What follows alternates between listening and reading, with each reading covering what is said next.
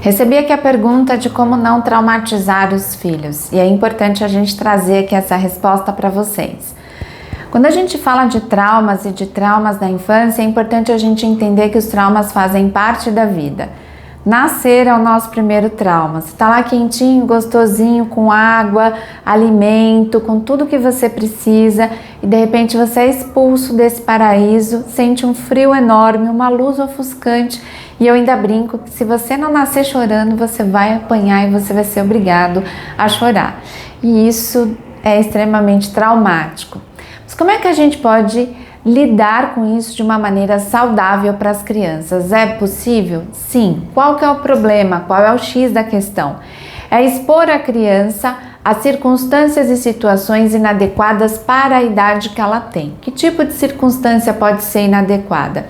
Cenas de violência ou de sexo, quando você coloca a criança em contato com um filme que não tem a classificação etária adequada para ela não sabe de nada, ela sabe. Quando você quer muito assistir aquela série maravilhosa, mas ela não é apropriada para o teu filho e você o expõe a isso, ou quando a criança dorme no mesmo quarto que o casal e de repente ela possa presenciar aí o que não precisa, o que não faz sentido nesse momento da vida dela, você está sim traumatizando a criança porque ela está sendo exposta a uma situação que é inadequada à vida dela.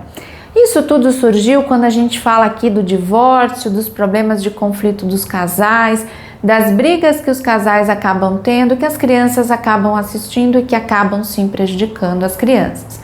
Quando a gente vai estudar os fatores de risco, aquilo que pode de repente ajudar, contribuir para que uma criança adoeça mentalmente ou não, a questão do ambiente familiar ela é crucial para que essa criança tenha confiança ou não no mundo. Então é importante que os pais cuidem sim da segurança e das condições apropriadas desse ambiente. Você pode me perguntar, tá, Sônia, mas como é que não vai respingar, né? Foi essa a pergunta da nossa participante. Como é que não vai respingar na criança? Você precisa se autoconhecer, você precisa conhecer o teu namorado, o teu marido, o pai do teu filho, para que vocês possam tomar os devidos cuidados e preservar a criança.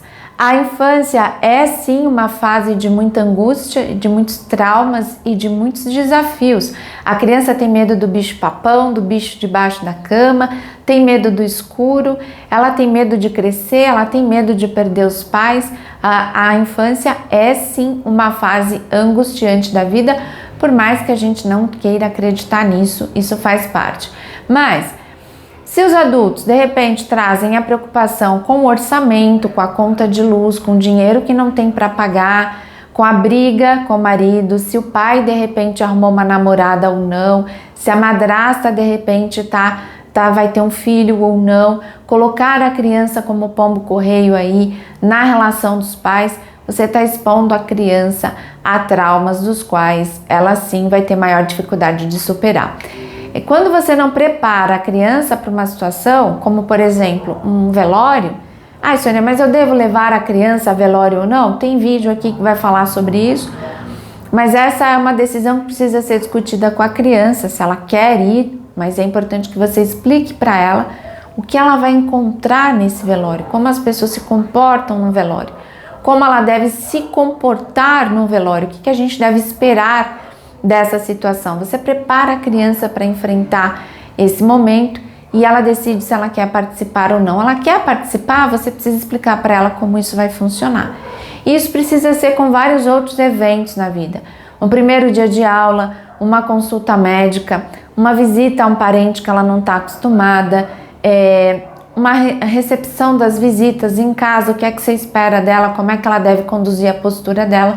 Então é preparar a criança para alguns eventos para que ela evite aí ser pega de surpresa.